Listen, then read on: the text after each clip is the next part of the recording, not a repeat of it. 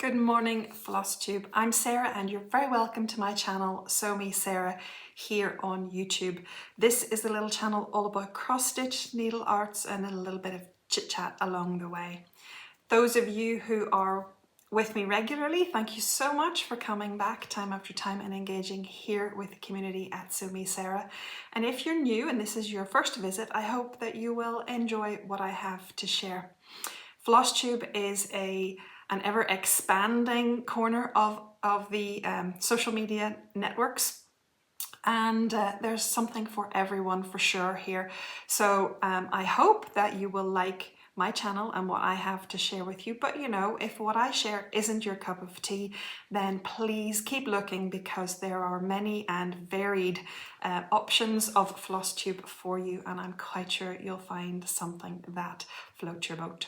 So thank you all for coming and spending some time with me. If you haven't already subscribed, please do, and that way you can join the community and know when I next have an episode out. So I am a little bit late with this episode. Ideally, it would have been out last weekend, but it just didn't happen. So life. But here I am. I thought I'll get one out today. It's Friday the 8th of August, so it's an unusual release day for me, but Friday the 8th of August, and then hopefully that means I can come back to you in about a fortnight's time, midweek as well. So I'll chat more about that at the end. So since last time, I want to say a huge thank you to all of you who were so sympathetic about my horrible toothache. We discovered that there's an infection down below in the root, which is really good news, but it has cleared up. Antibiotics helped, and I did get relief eventually from the pain. So now I just have to look forward to the treatment. So that starts on Monday. They'll be doing some root canal work over a series of appointments. So I am overjoyed, but anyway. But thanks for all the tea and sympathy on that one. Sorry, I just wobbled the table. I'll have to try to be a bit more gentle. Yes, thanks for your sympathy. And on the health note, I do have a little health PSA that I wanted to share with you. And I know that this might seem like a funny thing to do here on the channel, but our eyesight is really important to us for all kinds of things, and for all kinds of really important things that are more important than our stitching, but also for our stitching. So I wanted to chat with you a little bit about an eye problem that I have been having. It's fine, everything is fine really, but I just wanted to let you know because I found out some interesting information. So a few months ago, back at the end of May, I woke up one morning and I had a few little floaters in this eye, in the vision of this eye. So there were two of them kind of floating around, and I was irritated by them, but if they're not painful or anything like that, they're just a nuisance, they're just there. So I phoned, I got appointments, I went to see blah, blah, blah. But what I learned about them is that it's age related. So I mean, I hit 50 last year. Every time I go to see a medical specialist, whether that's a dentist, a doctor, an optician, they all say, well, you're reaching that age. And then they impart some bad news. So anyway, this is one of those, well, you're reaching that age thing. So late 40s, early 50s, there are very commonly vision changes. But the little floaters I wanted to warn you about, because they can actually be a big problem. But that big problem can be solved if you don't ignore them and you get treatment very, very quickly. So that's really what I'm trying to say here, is so there are a couple of options when you have these kind of floaters in your eyes. One is that it's vitreal detachment, so a little bit of the vitreous liquid is detaching from your eyeball basically, and it's floating around.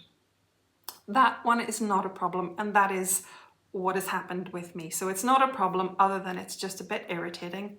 Apparently my brain will get used to them and I won't see them so much over time.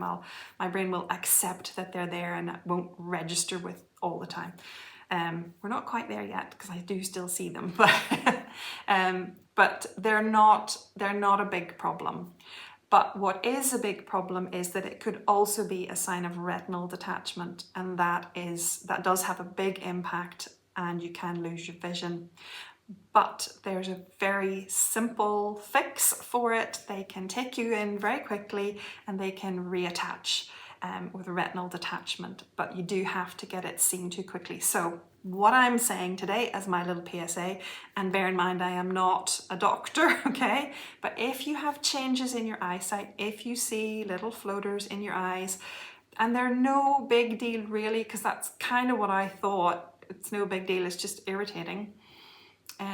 But don't leave it. That's the main thing, is don't leave it. If you have little changes, go and see your optician, your eye doctor, whoever it is that you see about your eye health.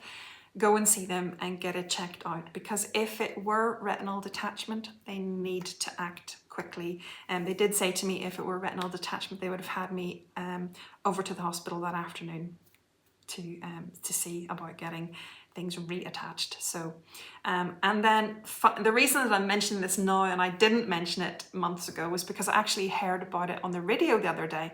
There was an optometrist on, and he's a surgical optometrist, and he was explaining the situation, and he was saying that the success rates are very good if you get it seen too quickly, and he was urging people not to ignore. So I just thought, you know, we all love to what am I trying to say? We all love to stitch. We use our eyesight profusely. We use it a lot. We focus, we magnify, we do all of the things to make sure that we can see those charts. So don't ignore the floaters if you've got a couple in your eye. So, okay, my lecture is done for the day. And it isn't normal, if you are new here, it isn't normal for me to give health lectures, but I did just want to share because, you know, now that I know, I don't want you to have to wait a week or two thinking it's no big deal, when in fact, if you go and get it seen to, they could do something for you. So anyway, end of lecture again. Okay. So a little bit of admin. The winner of Nativity Tiny Town has still not been in touch with me. So the winner is Johnny Barton 5901. If that is you, please get in touch. This is the last call that I will do for you for this chart. If by the time of my next episode, which should be in about just under 2 weeks' time, if by that time I haven't heard from you, I will draw again from those who commented on the episode where this giveaway was live. So Johnny Barton 5901, please get in touch and let me have your details. Drop me an email, use the address in the drop down below, or contact me via Instagram, direct messaging Sew Sarah on there, and let me know your postal address so I can get this beautiful chart off to you. Okay, another little thing is this pillow. Coincidentally, I was asked about this pillow several times after the last episode, and a few folks wanted to know what this chart is. So I didn't stitch this one. This was stitched for me by my lovely friend Kathleen at Kathleen's Trodden Trails here on Flosstube. And she gave this beautiful pillow to me, and it was a Teresa Kogut pattern. And I believe it was from Teresa's somebody has been playing with the pins. Charlotte. Miss Charlotte has been playing with the pins. Okay. This is a Teresa Kogut pattern, and I believe it was a Patreon pattern. So, and it's called Home.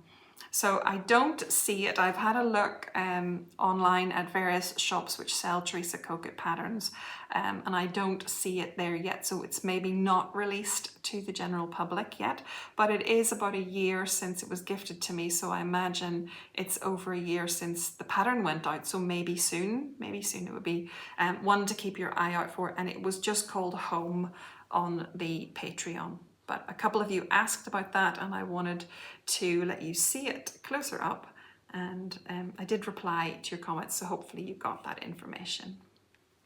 Okay.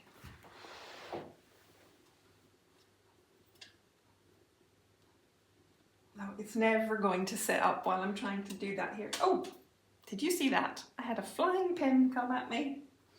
Give me a second. Okay, let's get on with the stitching, which is what you came for. So I have got a huge pile of stitching here beside me. I've done really well getting back to my stitching and once I got rid of the horrible toothache pain, I was able to concentrate and just get on with my stitching. There's a lot here. There are quite a few finishes, quite a few starts, and some work on my whips as well, my works in progress. So let me share those with you. My first finish was the little pin keep from Quintessential Frisian Smalls. Is that right? Quintessential Frisian Smalls. And that's from Jacob at Modern Folk Embroidery. Here it is here, I'll just...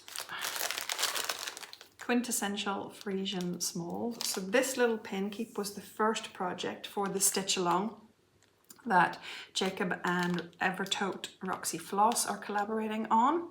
And I did say I'm not going to keep up with the projects. It's one project a month. This one is August, September, October, November, and January. They're skipping December because they have the Christmas box, their Christmas stitch along that they do. So they're finishing in January, but the idea is that you stitch one of these a month and you learn how to finish it. And these are different finishing techniques. So, and Jacob is doing videos to support those tutorials. So the first one is out. I haven't had a chance to watch it yet, but hopefully I will and get that finished up in the next few weeks. I did say on the last video that I was not going to be keeping up with this stitch along. I just couldn't let it go without starting something. So I did the first one. I'm hoping just to do these in a time outside of the stitch along is what I'm trying to say very ineffectively.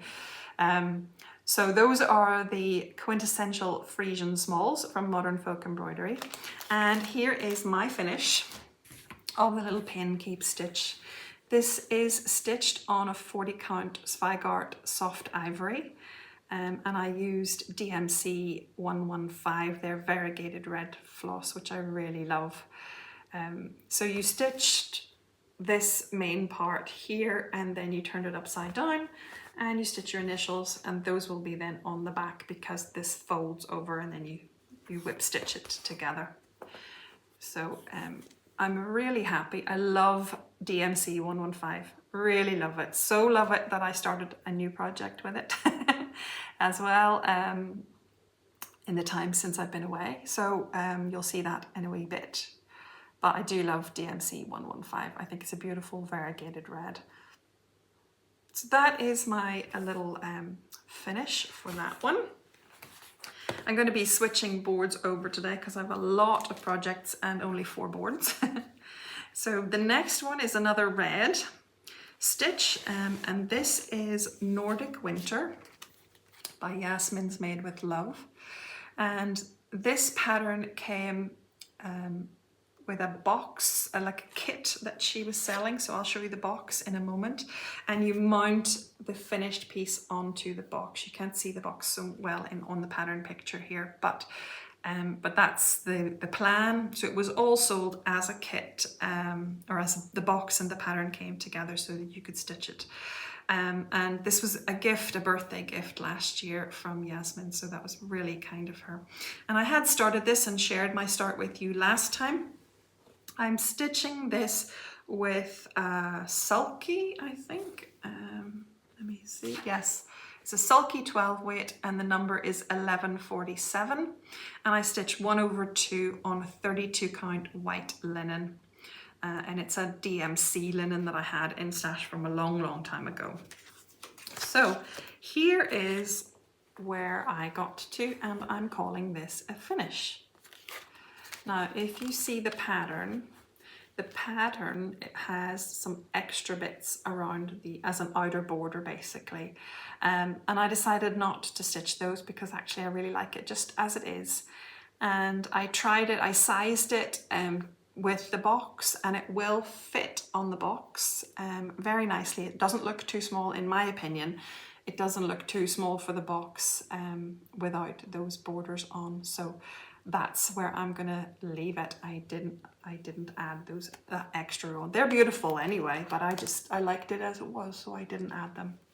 So that is my finished stitch. And then it will go on a little circular mount, and I will mount it on this beautiful box that Yasmin painted. So Yasmin does quite a few of these boxes, and she even paints on the inside, look, of the lid. Isn't that beautiful? And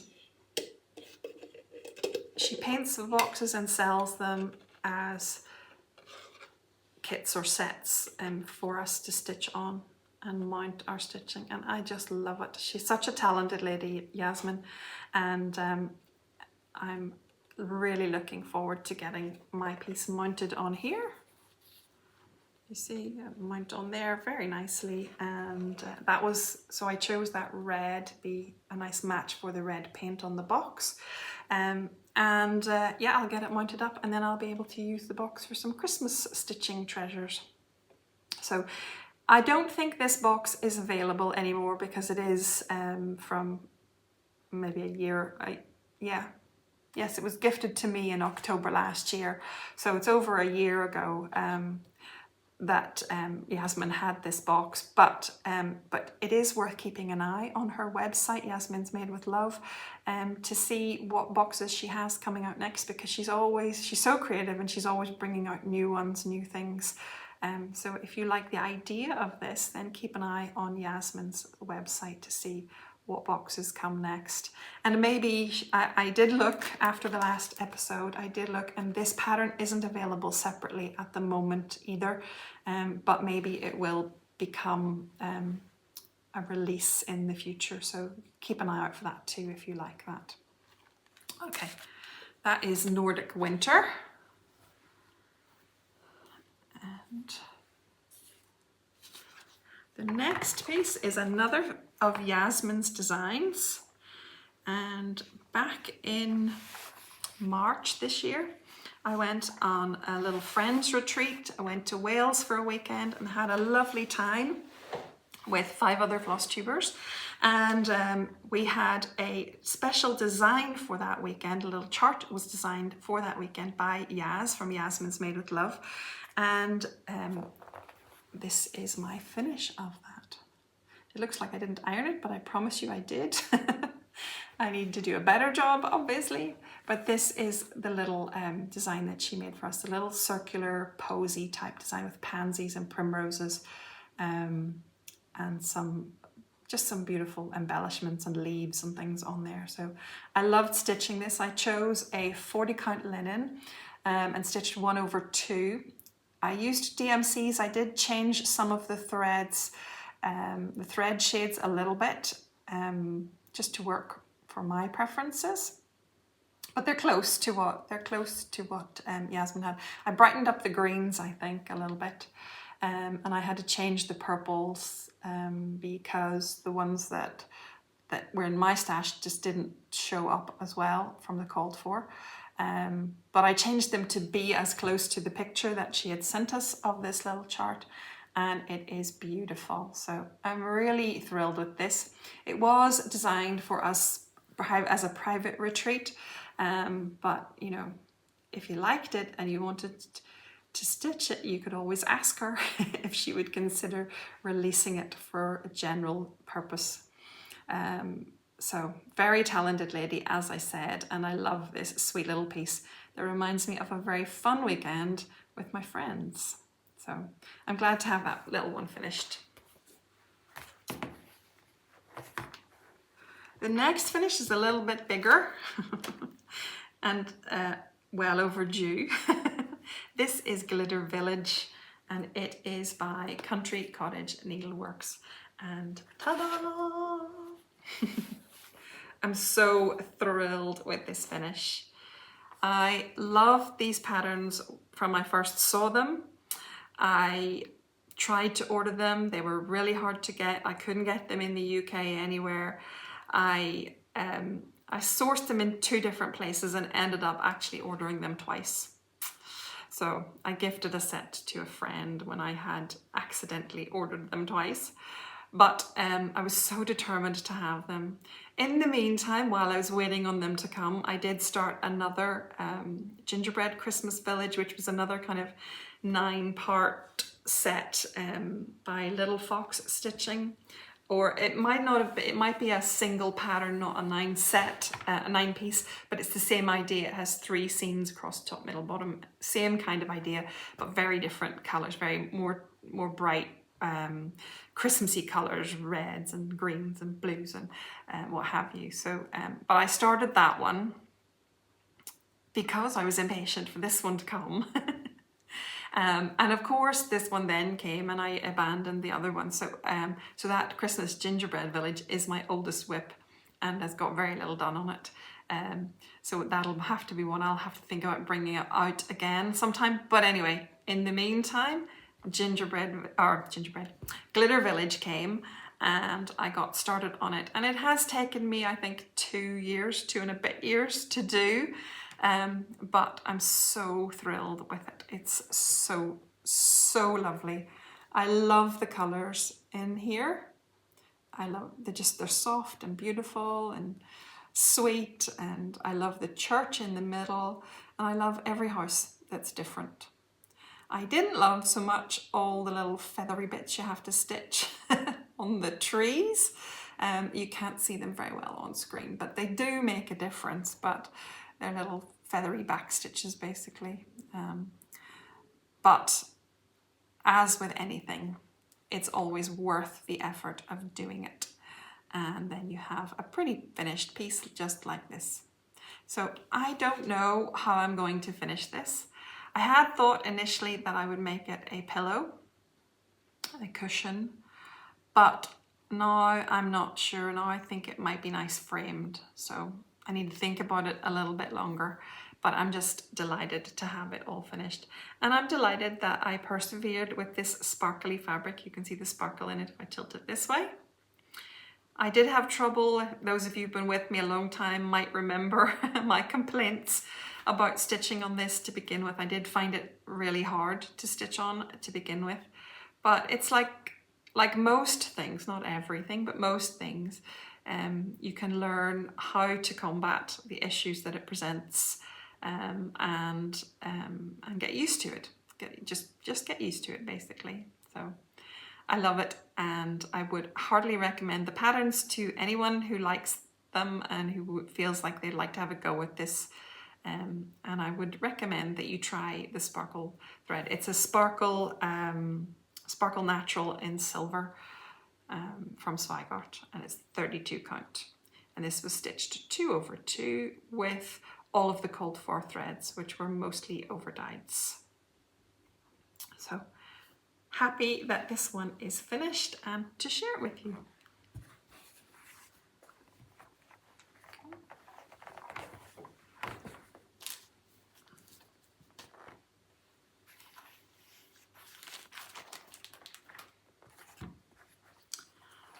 Next finish is a Barbara Anna piece, and this was, I think, the first Barbara Anna piece I started, and it's light.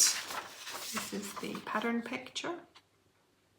This is a freebie and is available on Barbara Anna's Ko-Fi shop as a freebie. Totally worth having if you like the look of this at all. Don't hang around just in case she decides not to keep it as a freebie. It's been a freebie for a long time, but just in case, make sure you go and get the pattern if you like it. So this one I started with Sally last year, an Our Fun for 50 Sal 2024, and it was one of our joint starts, and lots of you joined us and had fun stitching her on different kinds of fabrics, changing up her dress color and such. I stitched her with the called for colors, and I stitched her on a flax Edinburgh linen, so 36 count Edinburgh linen, and I stitched her, I think, 1/2.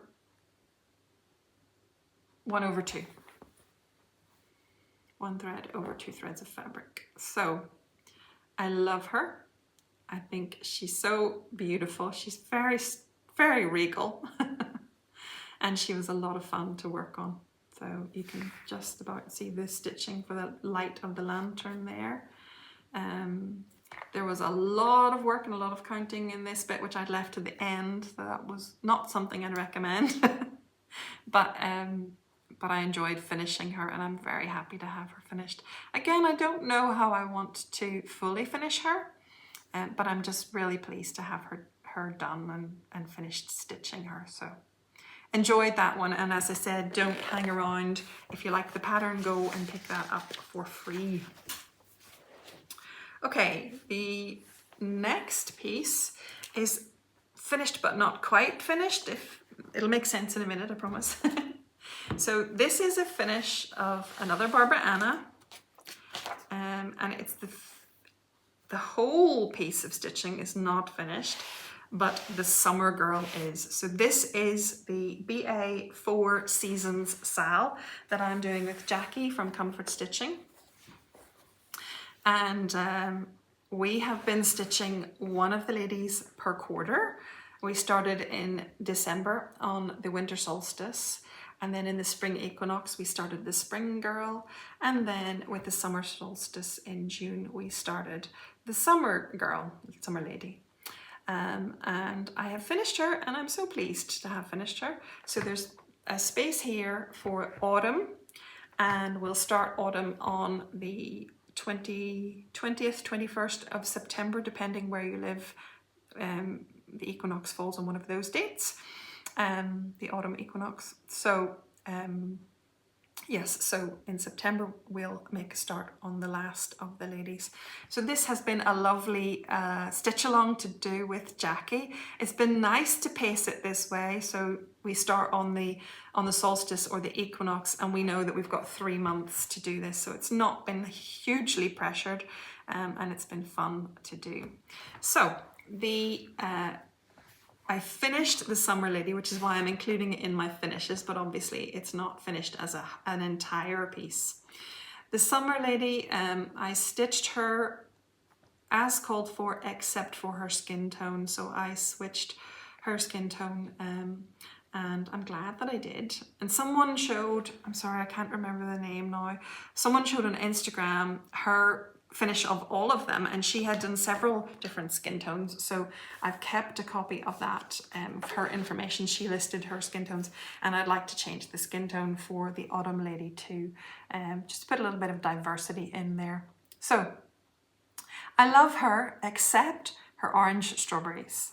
I really wish they were more red. And it's very strange because on Jackie's piece, and Jackie stitched hers with all the DMC as well, but on Jackie's piece her strawberries look darker. They do look more red, and this darker shading on this side of the strawberry seemed to tone down the orange, but on mine they didn't. And I wonder, actually, is it something to do with the skin tone or my fabric color, or I don't know. Anyway, I don't hate it enough to pull it all out, but I do wish they were a little more red.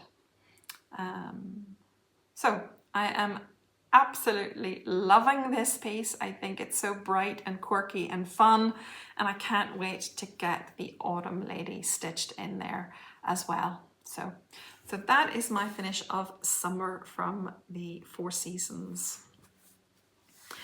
This is also a pattern that is available on Barbara Anna's Ko-Fi shop if you're interested in that. And mine is stitched on a 40 count natural linen 1/2. Okay, I think that's all of the finishes. I'm just gonna shuffle the boards around a little bit. Oh no, I have one more. This one was a start and finish.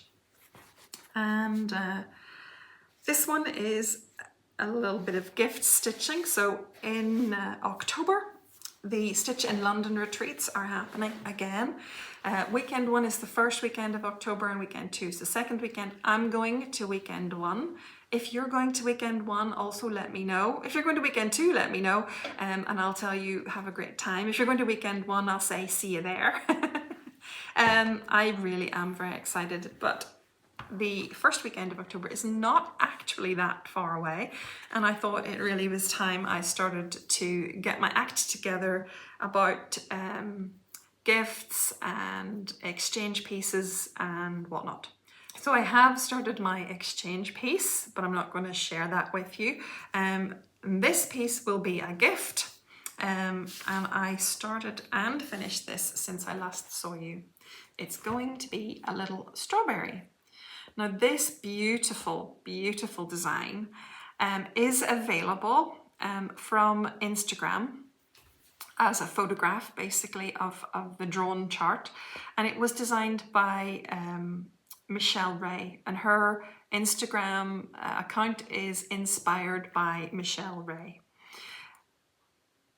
Michelle from Mama Loves You GB showed this a couple of episodes ago, and it's called the Exchange Strawberry. As far as I know, Michelle stitched it for an exchange gift at a retreat that she was going to, and she has made the little photo of her chart available, so it's easy to save the photo and then print it out and you've got the chart, and she has made that, very kindly made that available to us. It is absolutely gorgeous. Mine is going to be teeny tiny. I'm stitching it on 40 count 1/2 on Speculas from Roxy Floss Co. So it's a beautiful fabric, and this floss is gorgeous. I don't know if you can see it really well, but the variegation in it is beautiful. It's Weeks Dye Works Twilight, and it's come out really nicely. I'm going to stitch a couple of these, 2 or 3 of them, in different colours for different folks. But this colour I just loved, absolutely loved.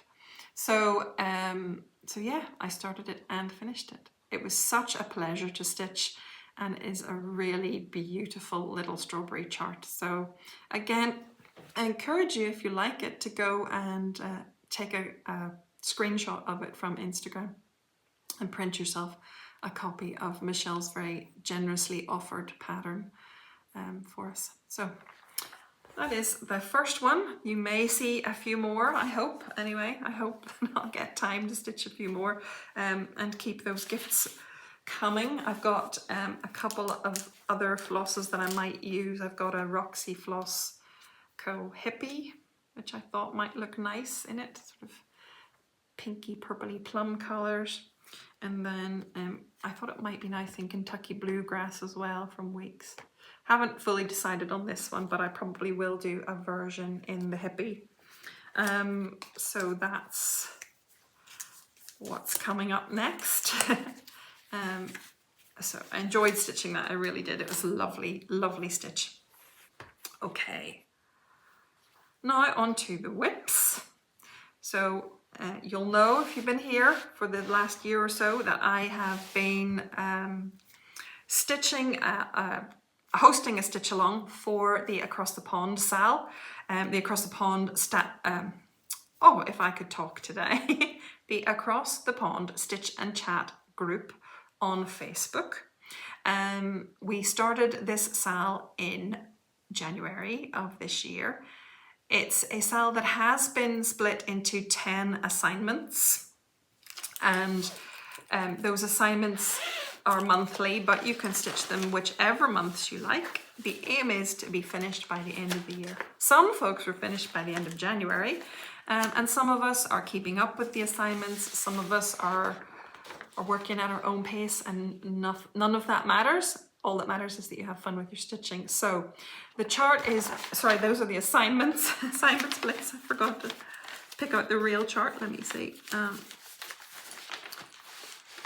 Forgot to lift it out before I started.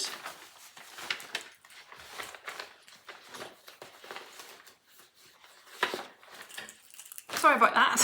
Here we go. There's the real chart. One stitch at a time by La Di Da. And we have beautiful finishes popping up in the Across the Pond Facebook group all the time. So it's really nice to see people enjoying it, finishing it, framing it, and having it mounted on their wall. So yes, it was 10 assignments. I split it up into those 10 assignments for folks who wanted to follow an assignment SAL. It was entirely up to you. So I have now completed my July assignment. and I've also just continued to use up thread, so I've gone a little bit into other assignments as well. But the July assignment would take you to finishing this very top piece of the pattern, and you can see that then down below are these flowers and just finishing border. So those will be the next 3 months. So they're not heavy stitching. We didn't want this stitch along to be so heavy, such a big commitment that it would deter folks from joining us. So we wanted something that was manageable, but also, you know, that folks could choose, as many have done, to stitch it at a faster pace and, you know, and have it off their WIP list already, but enjoying it and sharing their progress with us and inspiring us with their finishes. So that is all the way to July finished. I'm so thrilled with it. I think I might stitch the bottom of this differently to the pattern. I am not 100% sold on the colors here. Now those colors are in the birds, the yellow and the orangey colors are in the birds that are up there. So they don't just come out of nowhere, but I like the idea of stitching the pinks again down below. So using a paler pink and darker pink, a deeper pink, just the ones that are already in use on the chart. So that's what I'm thinking. Haven't fully decided. Need to decide before next week when it's on my schedule to stitch. So hopefully you'll see what I decided next time. So that is one stitch at a time.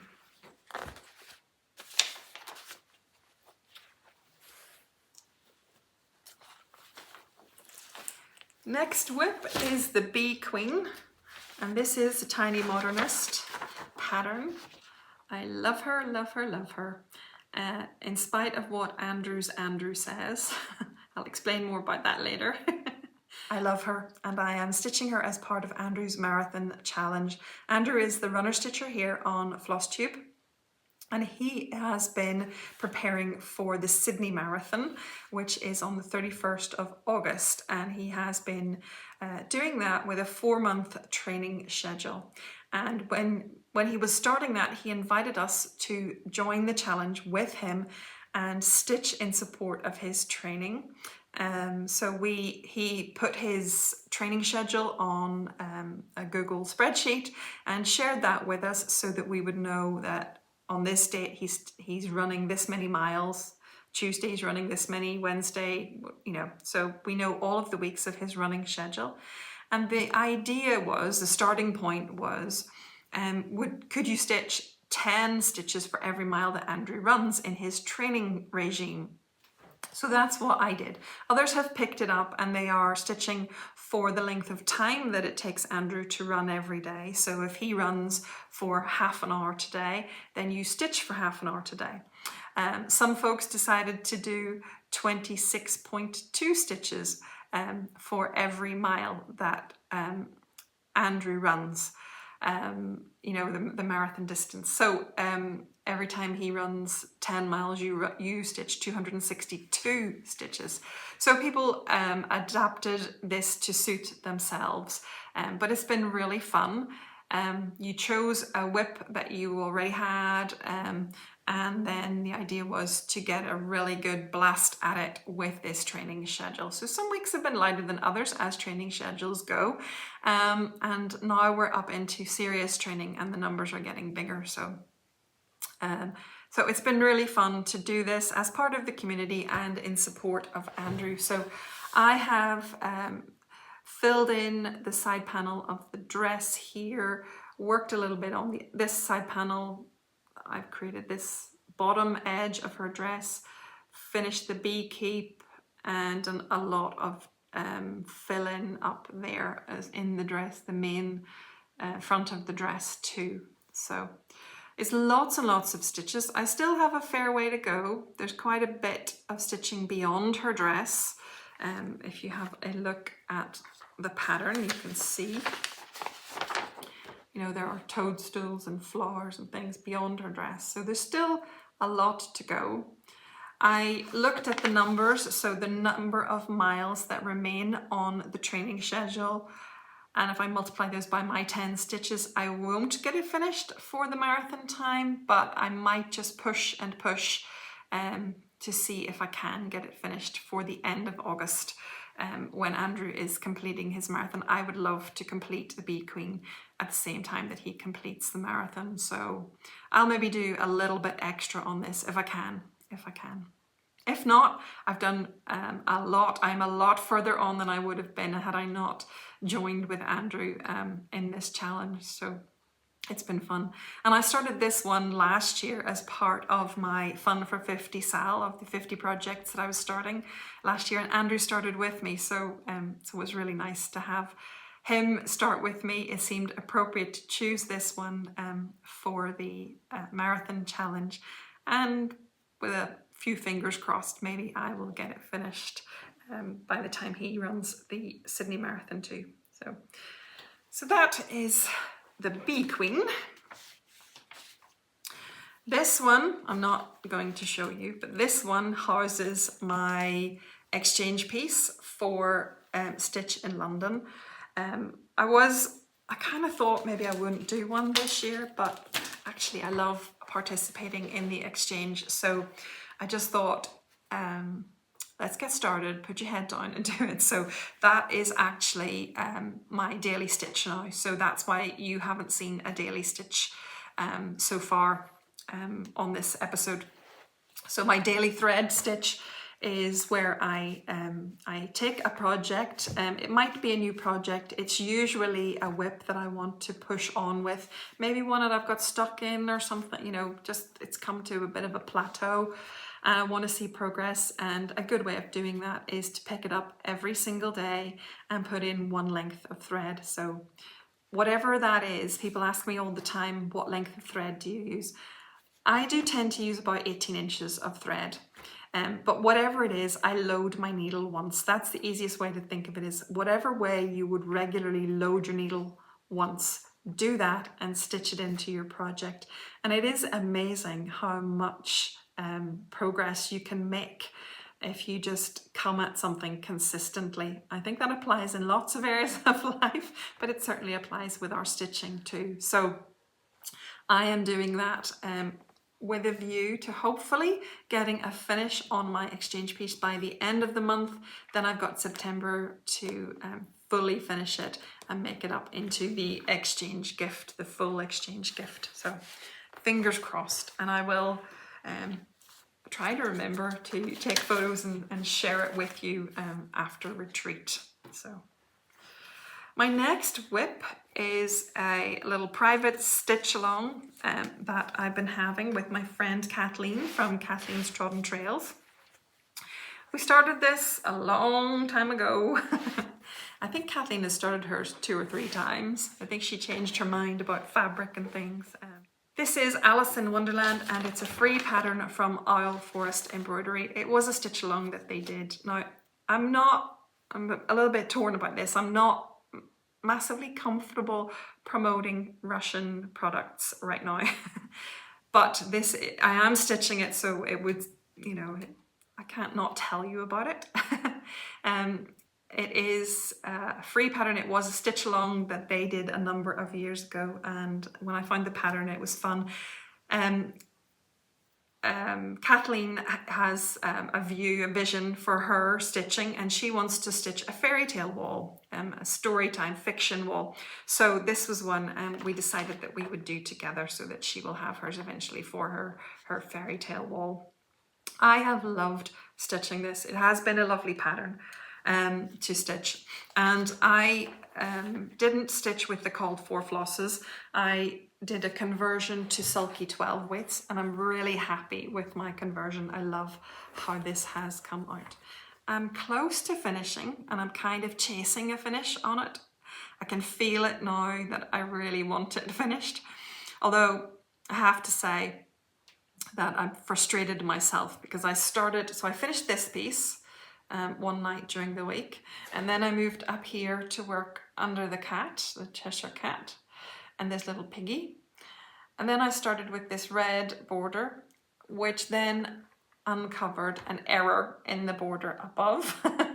So I had to unpick about half of that to move it over.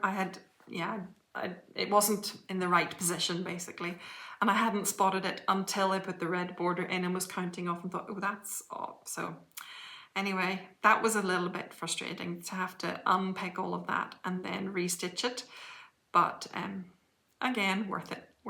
So yeah, I'm here coming down this border, and there's a few more bits and pieces, a few more motifs and people and folks to fit in there. I don't know if you can see over here, this section here.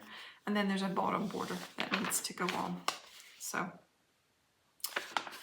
I love this fabric. This is 35 count Edinburgh linen from Spygart, and it's the color Aqua.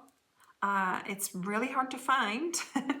And I love it. There's no better aqua blue in my mind. I've bought from a number of dyers, and their pieces are beautiful, but they're paler than this. Like Ocean Air from Fox and Rabbit is beautiful. I was hoping it would be kind of this color, but it's not just as aqua. It's just slightly paler. I really love this fabric. So if I find more of this fabric, I will be stashing it. But I have been looking, and it's quite hard to come by. So anyway, that is my Alice in Wonderland, and I think a finish is possible. Maybe this year. I don't want to say too much because I keep starting things. But that is Alice in Wonderland. I think that might be all of the whips. Yeah, that's all of the whips. So now I have some new starts. The first of the new starts is a pattern that I picked up at Stitch in London last October, and it's the Christmas Carol series Scrooge from the Primitive Hare. Now my hubby loves the Christmas Carol, and I call him Scrooge, and he wears a bah humbug Santa hat, a black Santa hat. So I thought it might be nice to stitch these for him, these little pillow decorations for him. So I have started with this one, which I'm calling the Counting House. They don't actually have separate names, but I'm calling this one Counting House and this one Bah Humbug. I'd like to stitch them both for him eventually. The fabric is 32 count vellum from Picture This Plus, which I thought just had a lovely amount of modelling and giving that kind of vintage look to this piece. So you can see I have the border of the Scrooge and Marley sign started, and that's where I'm working at. There will be a little bit of backstitch in here in the holly, and that will, I think, bring it to life a little bit better. The inside of the sign, this inside of the sign has the writing, and then it's full coverage fill-in. I don't know if I will do that. I did buy the floss to do it. I intended to do it, but as I'm looking at it, I wonder if it might be nice to just let the fabric shine through. So one of the reasons that I have started this was because I'm trying to prepare a few projects with fill-in that I can do when I'm maybe on retreat or my Zooms or whatever. So I thought I could do this, and then I could sit at Stitch in London and fill this in. That would be no problem. And I thought I could outline Scrooge as well, and then I'd be able to fill him in. But the more I think about filling in this piece with what essentially will be a flat DMC ecru, I'm having a look at the list. Yeah, DMC ecru is what's called for. I don't know if I want to do that when this fabric is so beautiful and gives that kind of vintagey look to the sign. So I think I'll put in. So the reason I'm saying this is because I might normally do the ecru stitching first and then put the black in, or I think it's 3371 is what I'm actually using. Is it? No, it will be Roxy Floss chalkboard is what I'll use for that. So I would normally put the darker thread in after the white, or the cream or whatever it is.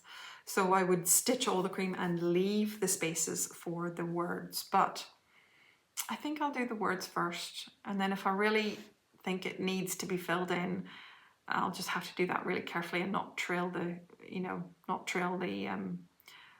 fibers of the darker linen through my white. But I think it would be a shame to cover up that fabric, to be honest. So we'll see. We'll see when it comes to that, what I decided to do. I am looking forward to doing this Scrooge silhouette. So that's my little start. It's not a very big start, but it's my little start, and it is a beautiful fabric, that 32 count vellum from Pictureless Plus. So that's nice. My next new start is it's a start I heard someone mention, and I can't remember who it was, on a Flosstube, that they loved the new prayer that Teresa Kogut had put out, the new prayer stitch, and I thought, well, I wonder what that is. And that is all they said about it, actually, was they just loved the new prayer one. She had some new releases and they said, I love the new prayer one. And I thought, well, I wonder what that prayer is. So when I went to look, because the person who mentioned it didn't show it or say the name of it or anything like that, when I went to look, it turned out to be this pattern, which is called Treasury of Compassion. And this is it. So the prayer says, Eternal God, in whom mercy is endless and the treasury of compassion inexhaustible, look kindly upon us and keep on increasing your mercy in us, that in difficult moments we might not despair nor become despondent, but with great confidence submit ourselves to your holy will, which is love and mercy itself. Amen. So something about that prayer just really spoke to me. I wouldn't normally stitch a prayer like this. I do have a faith, you all know that, but I don't often stitch prayers like this. And this isn't a prayer I'm familiar with. This is a prayer from the Catholic faith, and that's where its origins are. But I just thought it was beautiful. I thought the words were beautiful. And I think in this time in our world that I feel that need to call on God for these difficult moments, that we won't despair and become despondent, and we need God's mercy and grace. So that's why this one spoke to me. I also just thought it was so pretty, the way the border is all designed, and it's red. So this is the other stitch that I started in DMC 115. So as I said, it just touched me. I ordered it, it came. I went to put it away in my stash. I wasn't planning to stitch it, but it was still speaking to me. So I made a little start on it. And it's lovely. It really is lovely. Look at this top border. It's beautiful. And that is good old DMC 115. And it's beautiful. So I am really enjoying this stitch. I just stitch it prayerfully, meditatively, and yeah. So this one's just for me, just because something touched my heart about it, and I loved it. So that was a start that, again, I know business with any of these starts, but that's a conversation for about 5 minutes time. Okay, and then my last start, and this is the last piece of stitching to share with you today.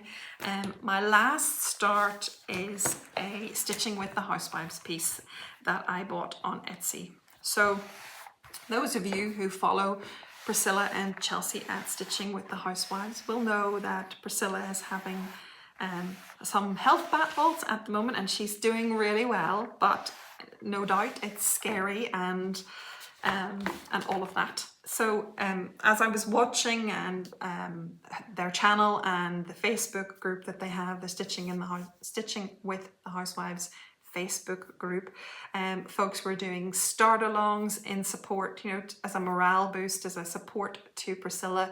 Folks were saying, if you've got something in your Stitching with the Housewives basket, then why not why not buy it now and support them financially as they go through this time? So I thought, yeah, I've got a few things in the basket and I will hit buy now on them. So the ones that I picked up, these won't come as a big surprise to you. They've been on my wish list for a while, and they're all the tea roundabouts, or some of the tea roundabouts. I do believe there's another one that I didn't purchase, but this one is tea for two. Oh, I'm pulling the wrong way. Tea for two, and then tea party, and then my cup of tea. So I love these. I love these. When I first saw them, always wanted to buy them, and I was just prompted in support of Priscilla at this time to make the purchase now. But of course, once they were here, once I had downloaded them and had a little look at them, I wanted to make a start. So I made a start on the tea for two pattern.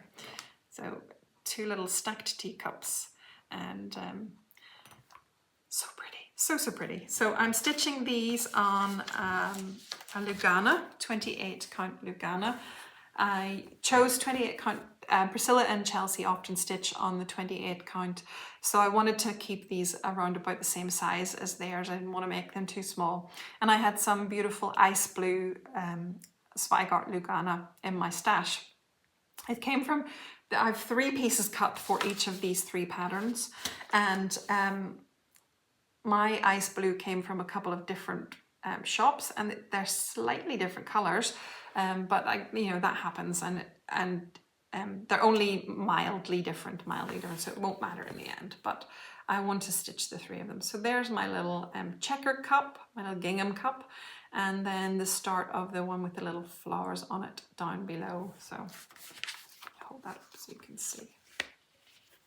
So it was fun stitching another small piece, and I'll just pick that up as and when and just enjoy it and send positive healing thoughts and prayers to Priscilla, and prayers for the family too, as they help her and support her and love each other through this time. So that was my tea for two start. So those are lovely. I have lots of stitching with the housewife patterns that I've collected over the years, and I had great intentions to stitch and never did. But that is the case with many of my patterns. Great intentions to stitch them and never have. Anyway, so that is all of the finishes, all of the whips, and all of the starts.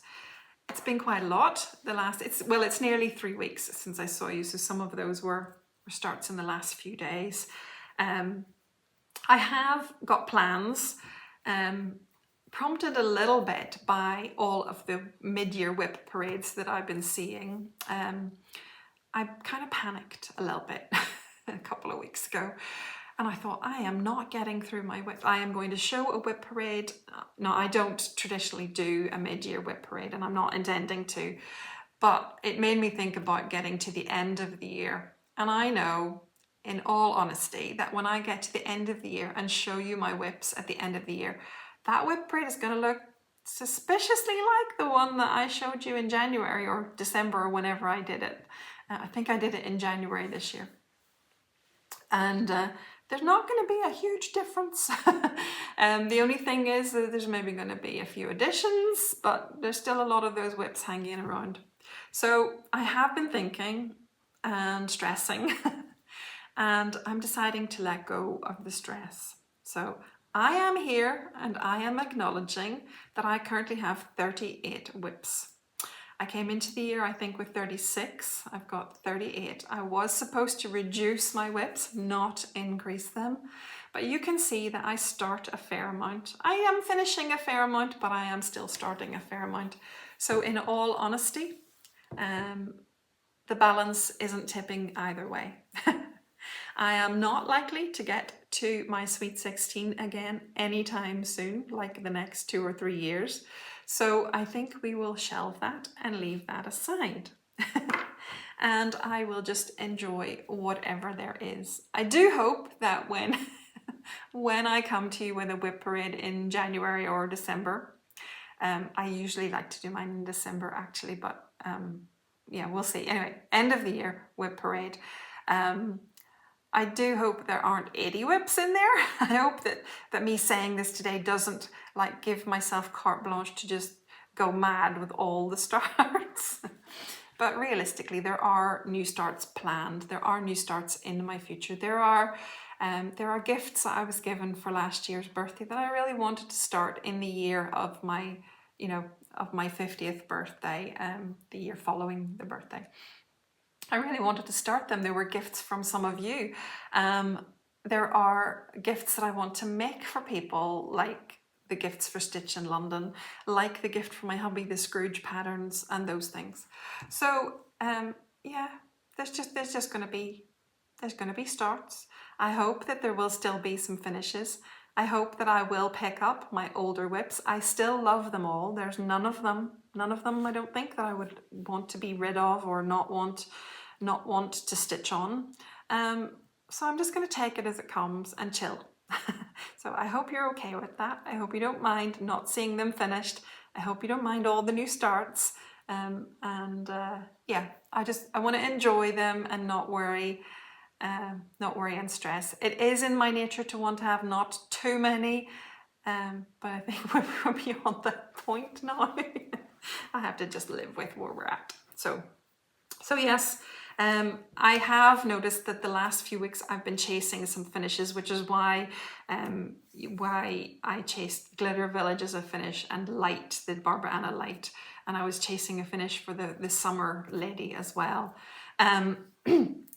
I picked up Alice in Wonderland because I could see an end in sight there. So part of my plans will be to keep working on Alice this month, to keep working on Bee Queen. As I said, I would love to have that finished by the end of August, by the time Andrew runs his marathon. So that needs a little bit extra effort this month, doing that. And then I'll see where I go from there. I want to enjoy my stitching. Don't want to feel guilty about it. And yeah, I'll do it. I really have so many beautiful pieces and I don't want to give up on them. So I don't know, maybe I'll think of a way of focusing on them one at a time. I think part of the problem is that what I'm left with, when I say left with, I mean from the 50 starts last year, I'm left with a lot of big patterns that only got small starts. So that feels a little bit overwhelming sometimes when I look at them, and I know that I'm not likely to get those finished even if I did put a push on. So I think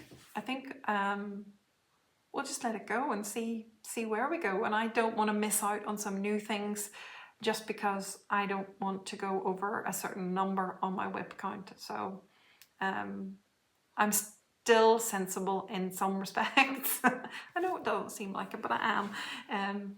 So I probably won't go too mad, but watch this space. Anyway, that's enough blather from me. I need to tell you about a special thing.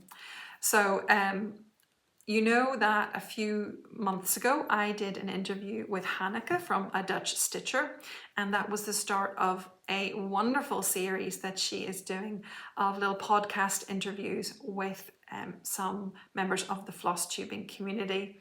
So the last one that she did was an interview with Jacob from Modern Folk Embroidery, interview with Jacob de Graaf. So watch it, please watch it. It is so wonderful to hear Hanneke and Jacob just having a good old chit chat about all things sampler, all things Jacob, all things stitching. It's beautiful. Hanneke is a wonderful interviewer, wonderful. She's such a great personality and she asks great questions and she leads interviews really, really well. So they're not stilted or anything like that. And of course, Jacob could talk forever about stitching and the samplers and the passions that he has for our craft. So it's absolutely worth watching. If you haven't watched it already, do not miss out. Do not miss out. And subscribe to Hanneke's channel, Subscribe to Hanneke's channel so that you don't miss out on future episodes of her podcast, and also just catch up with her and her own stitching. She is doing some amazing things at the moment.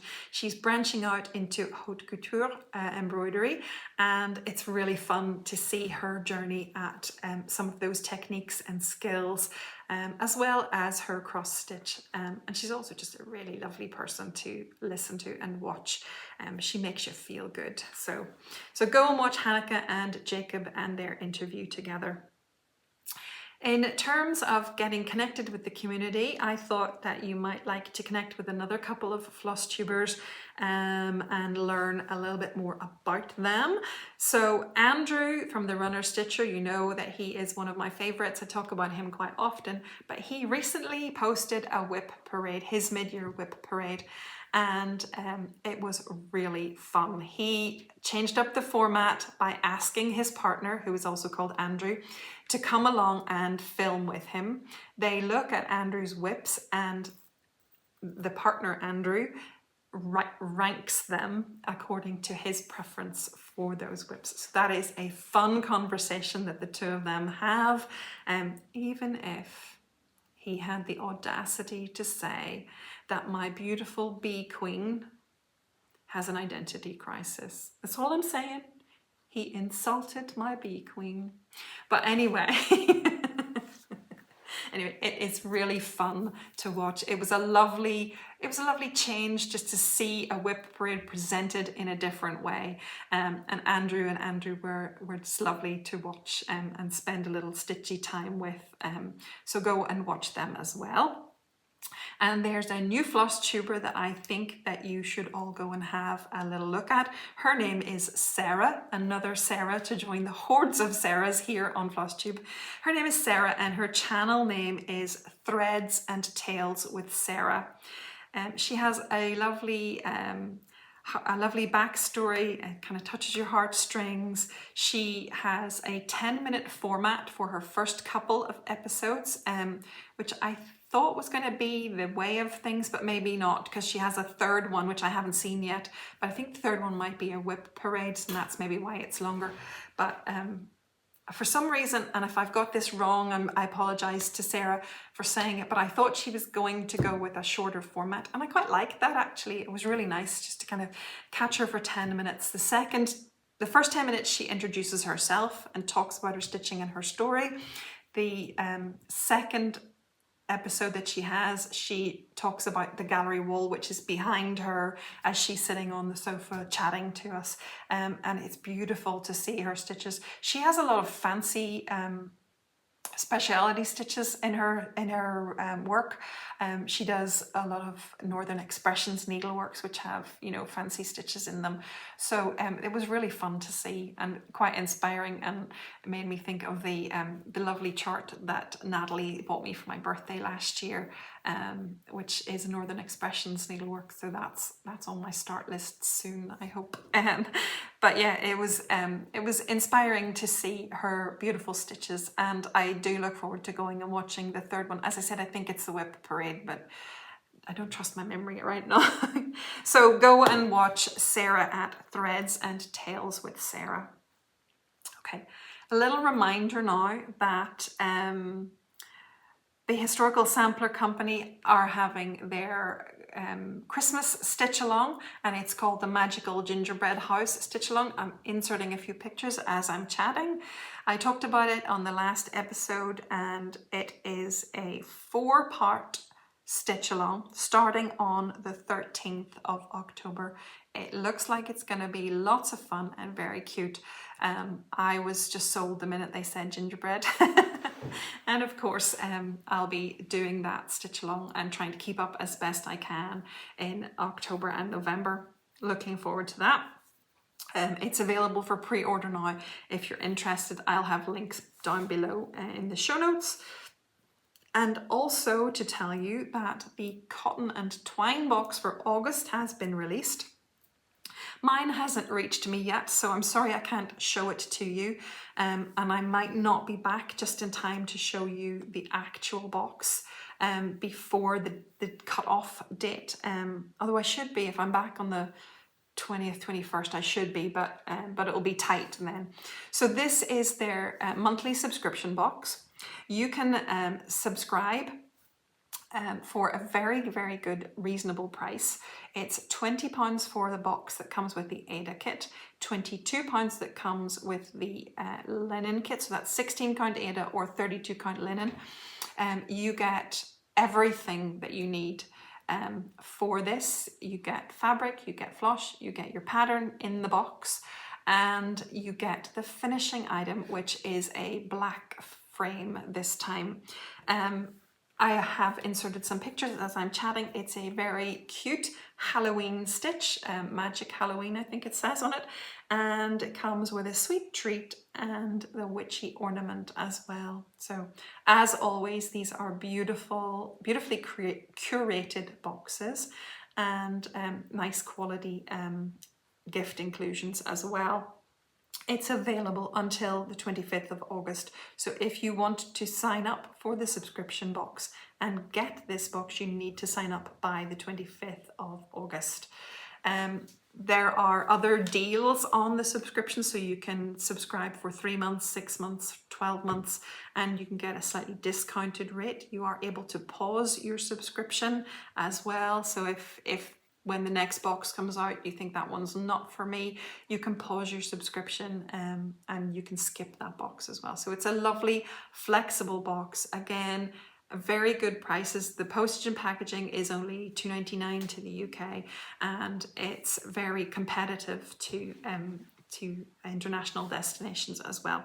So please have a little look at that if you are interested. And don't forget that my box is coming to me and I don't stitch Halloween, so it might be able to be offered out as a giveaway when it comes. So hopefully by the next episode I'll have the box in my hot little hands and be able to share it with you. But I didn't want you to miss out, because that is going to be pretty close to the cutoff deadline, and if something was wrong and I don't make it back on the 20th, 21st when I'm hoping to, then I wouldn't want you to miss out. But do keep an eye, because I will have a Halloween box in my hands at some stage that I will be stitching.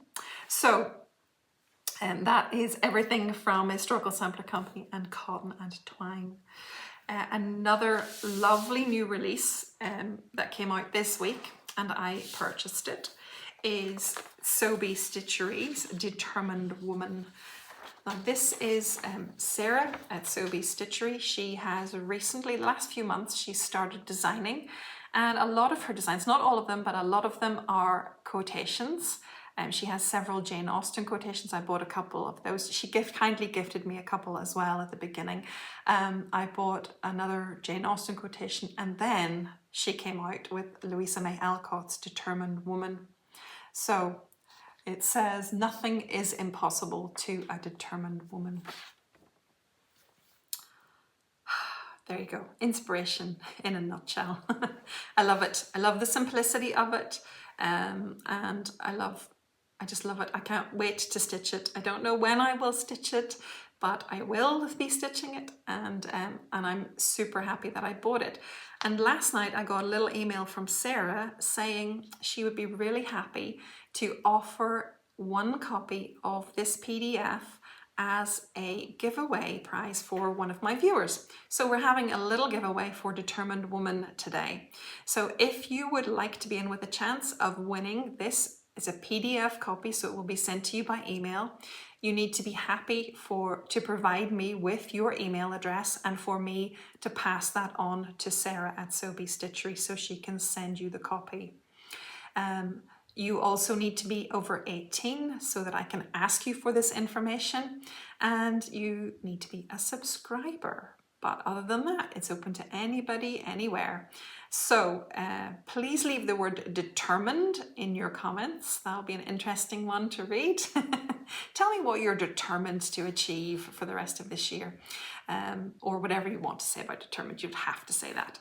But it will be interesting to read your comments. Use the word determined, and I will pick a winner when I am on my next episode. I will announce a winner then, and hopefully then you'll be able to get back to me, and Sarah will send you the PDF copy. So thank you so much, Sarah, for offering this to us, and thank you for your great releases. These are so nice to have in our stash editions. So I think that you've probably had enough of me today and it's time for me to be moseying along, getting this edited and up.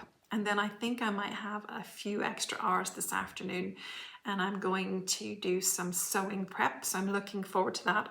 I was choosing some fabric for the Historical Sampler Company's Secret Garden piece. I want to make that into a pillow. So I was choosing fabric this morning for that. I have lots of plans for some gifts. What is the word? Project bags. That's the word, project bags. Yeah, it's time to go. So yes, I have plans. I want to do some prep. I'm probably not going to get actually sewing anything today, but some prep and some cutting and some planning while I've got free time and a quiet house. I'm going to get on with some of that. So as I said, I hope to be back on the 20th or 21st of August. Now those are Wednesday, Thursday dates. I'm gonna try to get back then. I'm off work that week, so I hopefully will be able to do a little midweek, and I'm not available on the weekend of that week. So yeah, it'd be nice to come back and visit with you then, announce the giveaway winner and show you what else I've been up to in my stitching journey. So thank you so much for sharing with me today. I hope that you all have good days ahead, lots of stitching and lots of peace while you stitch. And please remember to stay well and stitch happy. Take care, guys. Bye-bye.